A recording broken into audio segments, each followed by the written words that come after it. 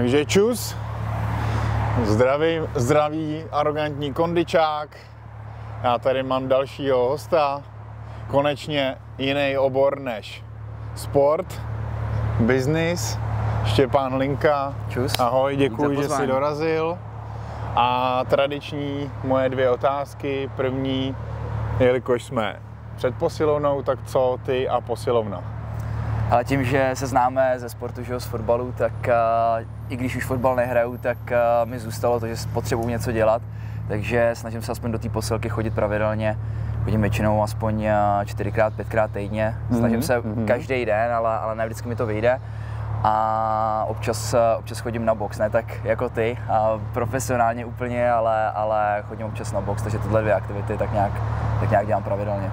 Super, takže to je úplně top, když někdo takhle má, samozřejmě si vytížený pracovně extrémně, že jo, ale najdeš si čas na ten sport, tak to úplně cením, to je pecka. Já hlavně tím, že sedím u toho počítače většinou, tak potřebuji se hnout, že jo, jinak nevím, jako už cítím občas záda i tak, jak člověk furt sedí u toho v té kanceláři, takže já mám právě rád vypadnout a trošku se hybnout. Tak my odrostlí prostě sportovci od malá, tak bez toho být nemůžem prostě, no. Takže to je jasný. OK. Minulé vlastně jsem řekl asi tak 30krát OK v úvodu, takže dneska to trošku chci omezit, jo. Druhá otázka. Co tě napadne, když se zeptám na slovo arogance? Arogance, napadne mě to, že Češi častokrát zaměňují sebevědomí za aroganci.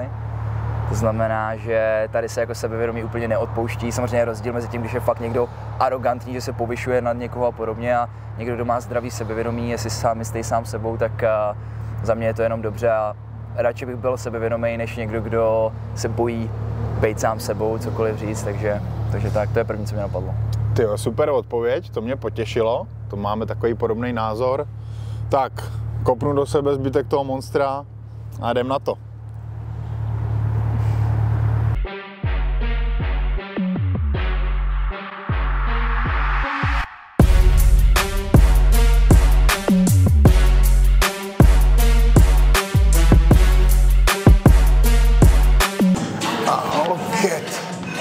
Dlaň, zvednout, složit, narovnat, zarovnat, hop a dozadu, zase tunou, dlaň, vyndat, loket, záda, yes. Ale ty to hned umí, ne? Ty vole, teď jde o to, jak to bude vypadat na videu, vole. Dobře to bude vypadat. Nebude to technicky podle mě úplně správně. Máme sportovní talent tady, nebo zatím máme vždycky sportovní talent, takže tyhle ty hosty já mám rád. Musíš pak vybrat někoho, kdo vůbec nechodí třeba do posilky. To bude těžký. No, to bude těžký, protože takový lidi neznám. To je pravda. Takže pochvala hned takhle na úvod. Jo, zvedlo mi to sebevědomí, takže hned se bude trénovat líp, že jo. Správnej kouč. Šoupneme nějakou tu otázku. No, takže Štěpán, jak jsem říkal, je businessman, ale velmi úspěšný businessman. A tě sleduju už nějaký čas, nebo my se známe spoustu let, ale teď jsme byli trošku mimo kontakt. A ty máš tak dokonalou reklamu, že prostě ses mi tak vštípil do hlavy, že jsem tě musel začít sledovat. Pak postupně člověk zjistí, jak je to prostě velký, jak je to jako dobrý. Za mě je to super úplně. Mě i ty totiž tvoříš na YouTube, mě to trošku inspirovalo, bych pravdu řekl, že vlastně někdo jako my můžeme jako začít i v našem pokročilém věku začít jakoby prostě tvořit takhle nějaký videa, každý samozřejmě si jede nějaký svůj content, takže ty máš firmu, což je, řeknu to správně, aplikace jakoby s umělou inteligencí na tvorbu prostě pro sociální sítě. Tak já podnikám už nějakých, vlastně co jsem přestal hrát fotbal, tak jsem se vrhnul do podnikání a prošel jsem si jako různýma projektama, co jsem zkoušel od e-shopu, potom jsem roky právě dělal marketing pro klienty, kdy jsem jim nastavoval reklamy na Facebooku a komplexně jsem jim pomáhal s digitálním marketingem a v roce 2022, kdy vylítla umělá inteligence, všichni mluvili o ChatGPT, tak jsem dostal právě nápad přinést to sem do Česka, vytvořit tady AI nástroj pro podnikatele specificky, který pomůže právě s tím marketingem. A vzniklo Edity, jmenovalo se to Deeply původně, museli jsme to přejmenovat a teď je to Edity a teď jsme nejpoužívanější AI nástroj tady v Česku na Slovensku, kde je to aplikace, která je hlavně pro lidi, co fakt tvoří ten obsah a potřebují pomoc s nápadama a tvorbou třeba e-mailů, blogových článků, reklam, příspěvků na sociální sítě, tak ta umělá inteligence, jsem se to vyzkoušel, tak ti dokáže udělat minimálně těch 90% a ty si to pak jenom doupravíš a zrychlí to ten proces. Super, no já používám aplikaci a ty jsi to zmínil, že jste museli přebrandovat a to mě zajímá, jak jsi to jako takhle, nejdřív mi řekni důvod, proč? Jasně. Proč jste to museli přebrandovat vlastně? Hele, nebylo to něco, co jsme plánovali, jako, protože to ani nedávalo smysl tím, že rok se budoval nějaký brand, přesně jak říkáš, máme tu reklamu všude a když si za někým přišel, jestli znají Deeply, tak už měli povědomí, i když to nepoužívali, tak věděli tak nějak, o co jde. A vzniklo to tak, že my teď plánujeme expanzi do Evropy, takže budeme do dalších zemí v Evropě a zjistili jsme, že jedna firma má přímo trademark na jméno Deeply, takže by s tím byl problém. Plus je ještě AI překladač známý Deeple, nevím, jestli o tom někdy slyšel, ale oni už taky si nás všimli tím, že jsme začali být větší a pletli si nás zákazníci, to je německá firma. Takže nám jako právník úplně nedoporučil s tím jít prostě do těch dalších zemí, že bychom s tím mohli mít problém, takže jsme museli hledat nový jméno. No. Nebylo to ideální, ale... No a to mě zajímá, jak jako si, když jste to vlastně jakoby zjistili, nebo že tak jak jste to jako nesli, že prostě, protože za mě je to takový jakoby nic moc zásah do toho, že jo, protože už jste to měli rozjetý, už to spoustu lidí znalo pod tím původním názvem Deeply, tak jak jste to nesli, jako, nebo jak jste ale to brali? Když původně jako jsme to zjistili, tak samozřejmě teď jako máš ten prvotní takový, no, tak to není jako ideální. A teď jako já i Ondra, s kterým mám právě Edity, tak jsme hodně takový, že OK, jako teď s tím nic moc neuděláme, pojďme najít jako řešení, protože v tom biznise celkově ono už jako si na to zvykneš, že pořád jako řešíš nějaký problémy, některý menší, který nikdo nevidí, na denní bázi třeba, a potom nějaký větší, jako je právě tohle. A začali jsme hledat jméno s tím, že jsme se tak nějak jako domluvili na nějakém timelineu, že to neuděláme hned, aby jsme ze dne na den změnili jméno. Takže to byl nějaký proces za první hledání toho jména, kdy si vím, že najednou potřebuješ jméno, který ideálně je krátký, zapamatovatelný, ale teď tam potřebuješ to, aby nikdo na to neměl právě tu ochrannou známku, plus byla dostupná doména, jo, protože dneska každý už má jako doménu skoro na všechno. A to byl ten největší problém. Ta doména, bych řekl, že když jsme už ji našli jméno, který se nám líbilo, tak to měl nějaký spekulant, který po nás chtěl třeba 2 miliony korun za doménu. Jo, Spekulant. Jo, takže jsme říkali... Mám rád tenhle název, to teď koluje hodně. Jo, OK. No ono se jako říká, jsou spekulanti vlastně, co nakupují domény a potom je prodávají jako za velké částky. No, to je teď i s nemovitostma, že jo? No jasně. To vylítlo spekulanti, že jo? No, takže tam jsem říkal, to by muselo být jako fakt extra jméno, aby jsme to vyplázli takových peněz a nakonec jsme se toho zbavili, jsme toho outsourcovali na jednu ženskou, která nám měla vlastně dodat jména a obhájit, proč to splňuje všechny ty kritéria, které jsme chtěli. A tam mezi tím bylo Edity, kde mě se to teda upřímně ze začátku nelíbilo moc, protože jsem si říkal, že to Češi nebudou moc vyslovit, že budou říkat Edité a podobně. Ale ve finále to bylo nejlepší jméno, co jsme tam našli a říkal jsem si, že to bude o zvyku, že lidi se na to zvyknou ve finále. Jsem dával dobrý příklad právě s Příbramí, kde jsme oba hráli, že taky jsme tomu říkali potom furt Marila, jo? I když už to nebyla dávno Marila, tak já jsem to říkal ještě 10 let potom. Jo. Jsme byli zvyklí. Já si myslím, že to tak bude i teď, jakože vidím, že někteří zákazníci furt říkají Deeply, jo? Protože jsou na to zvyklí, ale že postupem času si to tak nějak sedá, takže tak. A jelikož ty seš hodně transparentní, co se týče všeho vlastně vaší firmy, tak můžeš prozradit, kolik zhruba vlastně vás to vyšlo, tahle změna, ten rebranding, jakoby? Ten rebranding, tam bylo nejdražší ta doména, která teď bych kecal, nepamatuji si úplně z hlavy, ale stále nějakých kolem 200 tisíc korun, takže pořád nějaká investice, ale už to nejsou 2 miliony za doménu, takže už nám to dávalo smysl, když se nám to líbilo. Takže jsme skoupili vlastně edity.com, tím, že to připravujeme rovnou i na tu Evropu a máme plus jako na jméno Edity jako spoustu dalších domén, které stály po pár tisících. Takže jako myslím si, že třeba těch 4 milionů vyšel ten rebranding. Takže Co se týče jakoby vašich nějakých obratů a tohle, což ještě proberem, tak pro vás drobný už teď prostě.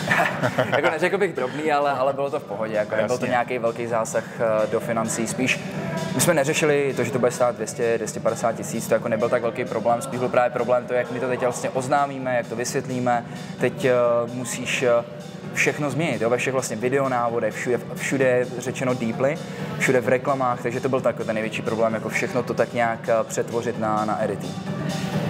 Yes. Super, jdeme do další série, jdeme zvednout váhu a jdeme tvořit. Pumpujeme bicáky, ale proč to děláme otevření hrudníků, no, protože přesně Štěpán sedavý zaměstnání asi úplně ne, ale sedavý biznis, takže otvíráme hrudník a u toho ještě pumpujeme biceps.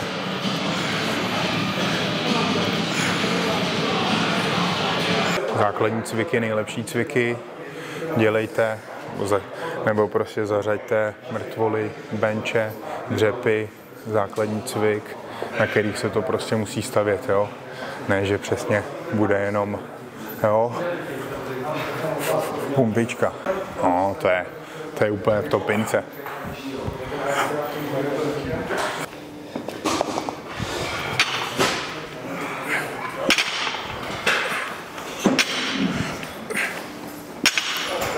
Když se tahá, tak nedělej. Jo, že mám hlavu nahoru. Jo, hlava v prodloužení těla, že se tam pak přetěžuje ta páteř a pak budete takhle. Ahoj.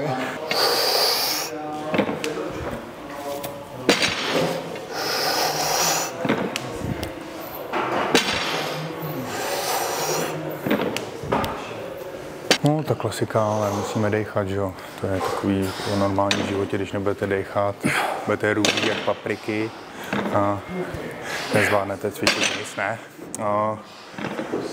Je vždycky důležitý nádech, pěkně hezky do břicha.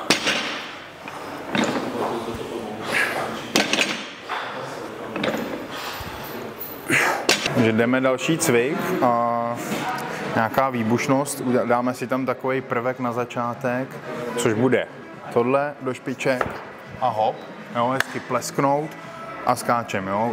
Tím z toho vytvoříme vlastně plyometrii, což je jedna z nejúčinnějších metod na výbušnost, což ale vy nevíte, ale teď už jo.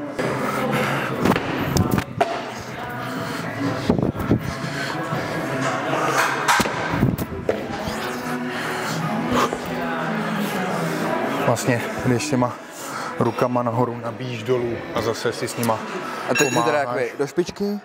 Jo. A takhle jakoby, jo. A skáču. A je tam a dupnu. Ten pleskanec. Okay. Yes, ježiš, to je talent. No. Tak, ještě větší ten plesk. No, to je takový dynamický prvek, který prostě tomu pomáhá. Je mi úplně jasný, že kdyby většina z vás to tady dělala, tak zakopne tady o tu bednu a ještě padne takhle na držku. Ale to se stane holt, no. To musíte postupně prostě, pak budete šikovní jako my.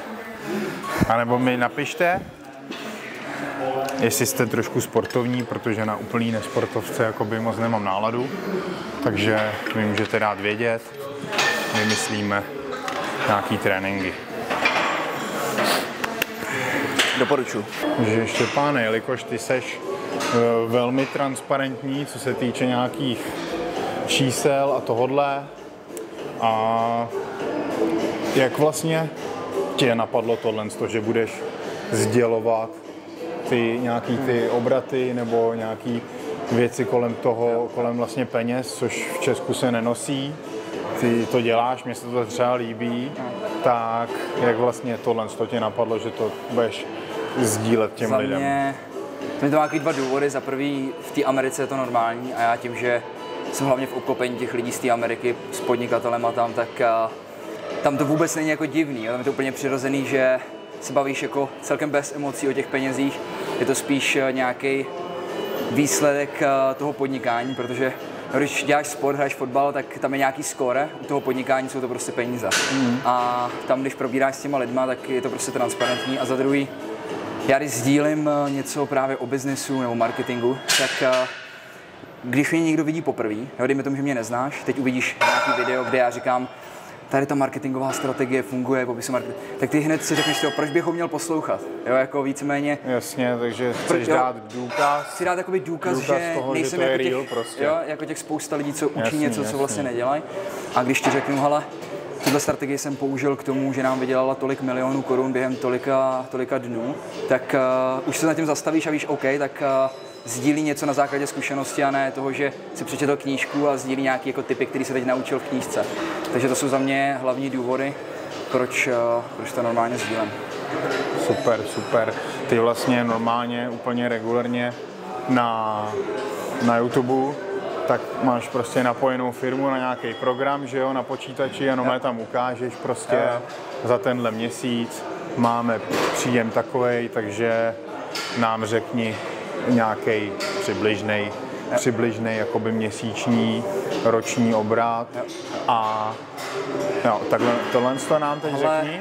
První rok, kdy jsme to vlastně spouštěli od nuly, tak jsme vyrostli z nuly na nějakých 50 milionů korun první rok a teď jsme na nějakých 6-7 milionech měsíčně. Samozřejmě je to trošku nahoru, ale to je nějaký průměr a za mě je to furt takový, že samozřejmě máme mnohem větší plány, kvarty s expanzí. Jenom Německo je třeba 8krát větší trh než v Česku, jo? A tady už jsme schopni udělat nějaký takovýhle obraty, takže se těším, kam to dostaneme s tou expanzí. Ne? Takže to jsou už pro běžnou populaci, už jsou to astronomické čísla. Jsou a také je důležité zmínit, že to je obrat, jo? Že samozřejmě ne všechno je zisk, jsme tam 2 business partneři, máme zaměstnance nějaký, máme náklady na reklamu, náklady na produkt. To je další otázka. Přesně. Spousta lidí jako si řekne, tak 6 milionů měsíčně, tomu jde do kapsy. Ti přistaneš dneska na účet. No. Ty jsi známý právě tím, že investuješ nebo investujete jakoby velký peníze do reklamy, tak řekni nám, přibliž nám nějaký třeba měsíční investice do těch reklam. Hele, záleží to na tom, jak moc to škálujeme, ale je to k 2 milionům měsíčně. Někde je to 1,3, někde je to 1,9, ale je to zhruba těch 50 až 100 tisíc denně, no, do té reklamy. A kde jsou vlastně, jaký jsou tvoje hlavní jako platformy, nebo jak bych to řekl, kde ty reklamy běží? Já nikdy jakoby nechci záviset jenom na jedné platformě, protože jsem zažil už xkrát i s klientama, že běžíš třeba jenom reklamy na Facebooku, máš tam postavený celý biznis, najednou ti to zablokujou a jsi vlastně na nule zase. A my běžíme nejvíc, utrácíme Facebook, Instagram a pak Google S-Click. Takže vyhledávací reklamy na Google, když někdo vyhledá umělá inteligence, tak se mu hned ukáže editing. V těch prvních. Je to takový vlastně SEO na steroidech, trošku to je SEO, je, že děláš nějaký organický obsah a chceš se právě organicky dostat na první stránku na Google, což děláme taky mimochodem a jsme na prvních stránkách, ale k tomu máš ty PPC reklamu, prostě. Kde vlastně teď můžeš začít a hned budeš vidět na těch prvních příčkách. Takže to děláme a pak Facebook, Instagram, tam jde největší útrata. To je zvláštní, že ten Facebook furt jede, viď? Přitom jako Facebook ta samostatná jako sociální síť jako pro tam ty mladí tam lidi, úplně nejsou, jako mi přijde, tak už je to takový jako trošku pasé, ale to určitě máš samozřejmě zanalyzovaný, takže furt to na tom Facebooku funguje. Tak ono jde o to, že ty vlastně Facebook, nebo takhle, Meta vlastní Facebook a Instagram, takže ty, když běžíš ty reklamy na Facebooku, tak ty automaticky běžíš i na Instagramu, jo? Takže potom už je to na jejich algoritmu, aby vyhodnotili, jestli to ukáže víc na Instagramu nebo víc na Facebooku. Co vidím jako, že je trend, tak 80-90% návštěvnosti je z mobilu. Že už moc lidí jako není na tom počítači a právě i tím, že se to ukazuje hlavně na tom Instagramu víc než na Facebooku 100%, tak většina trafiku jde z toho mobilu. Super, takže to je samozřejmě zajímavý informace, zajímavý čísla. A jak jsem říkal, mně se to líbí, že jsi takhle transparentní, už jsem to právě viděl i u nějakých lidí, i jako u Čechů. Ono možná je to jako normálnější pak v těch vyšších, řeknu, vyšších sférách, těch vyšších podnikatelů, i že u nás v Česku se o tom ty lidi bavějí, akorát, že ne, nebo málo kdo to prostě sdílí na sociálních sítích, že jako o tom ty podnikatelé, ty biznismeni, co fakt mají ty obraty, tak mezi sebou ta komunita jich, tak se o tom jako baví už asi normálně. Ale protože víš, že když to dáš, víš, že když to sdílíš mezi lidi, tak to někoho nasere, že jo, logicky, jo. No, je to, oni myslí, že to je chlubení, že jo. A to je, jak jsem se bavil na začátku o slovo arogance, jo? Pak jde o to, jak to lidi berou, jo? A většina lidí má pak perspektivu. A já to chápu, jo? Když někdo je strhaný v práci, kde celý život maká, má tam průměrný plat a teď vidí nějakého mladého člověka na Instagramu, jak tam v jejich očích machruje s nějakýma jako číslama, tak jako si dovedu představit tu emoci, že je to naštve. Klasický Čecháčci prostě, no, ale každý prostě svýho strůjcem štěstí, no. Jak si to každý nastaví, že jo. To je na každém. Každý si může. Já souhlasím. A pak jde o to právě, jestli si to ten člověk vezme, protože já i další důvod, proč to sdílím, je, že já když jsem začínal podnikat a nevydělával jsem nic na začátku, tak mě to šíleně inspirovalo naopak. Já když jsem viděl někoho, že vybudoval nějaký biznis, teď dělá takovýhle čísla, tak mě to dalo jako takovou tu sebedůvěru, že vlastně je to možný, že i když jsem nic takového jako nedokázal předtím, tak nemáš takový ten důkaz, že to můžeš dokázat, ale když vidíš někoho jiného, tak si řekneš, když se tam dostal on, tak proč bych nemohl já. A myslím si, že jako spousta lidí, ne všichni, si to taky tak vezmou, když vidí mě, že ukazují nějaký čísla, jak si řeknou, ty vole, jako když tam může být on, který hrál do 20 fotbal, vůbec ho nezajímalo podnikání, marketing, tak proč bych nemohl já jako ve finále, jo? A tohle třeba mě pomohlo na začátku. Jasný, samozřejmě je potřeba k tomu nějaká trošku inteligence, že jo? Pokud seš prostě IQ, neumí spočítat 5x5, tak asi tohle nevybuduješ, jo? Čeká nás závěrečná výzva, trošku si zasprintujeme, jelikož jsme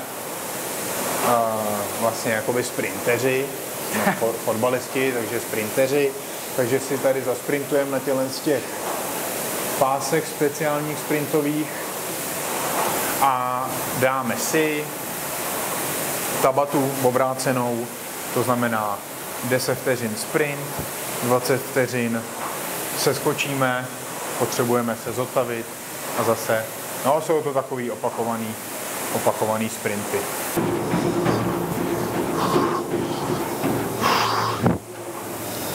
No, vydechneme a jdem na to.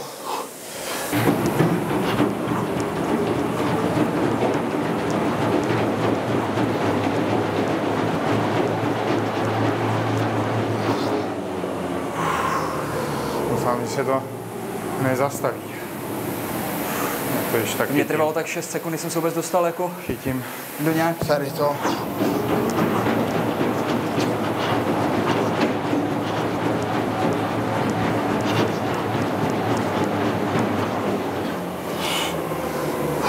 to zastavu, já jsem si vás odpíchnul od tohohle, abych to rozhodl.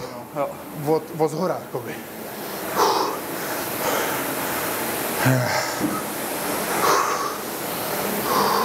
Na 50, jo? Yes. To nevychází, jo, vlastně.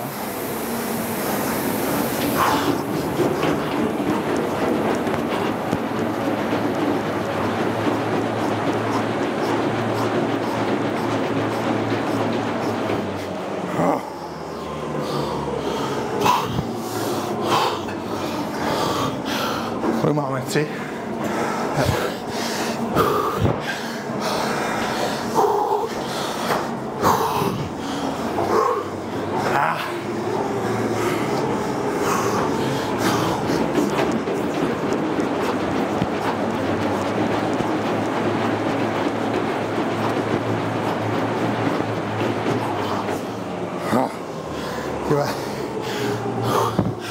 Poslední, last dance.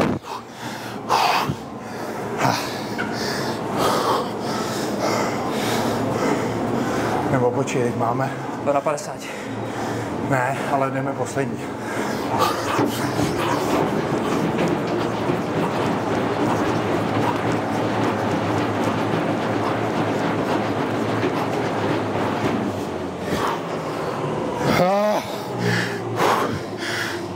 Tyjo, pěkně mi tuhle nohy, ty vole. No to nevyšlo, protože My jsme poprvé měli 10 sekund pauzu. Jo? Jo. A právě se to změnil. Jsi naskočil po reseti, tak jsem naskočil taky. Jsem šílenec. Ostrý tohle. Opakovaný sprinty. Takže máme tu závěr, jsme si sedli na to po těch sprintech.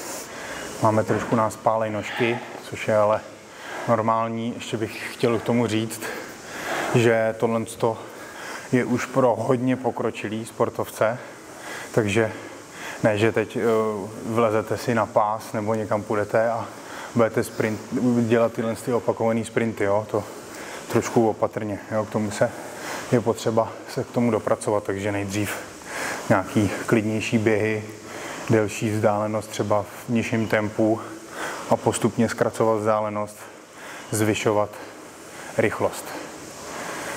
Tak, Štěpáne, děkuji ti moc, že jsi dorazil na Pokec, na trénink. Viděli jsme se po dlouhé době. Po x letech, takže jsem rád, že jsme to spáchali a tímto dneska můžeme uzavřít. Mějte se hezky, cvičte s rozumem, jak jsem říkal, zjistěte si něco o tom a začněte něco dělat. Čus. Čus.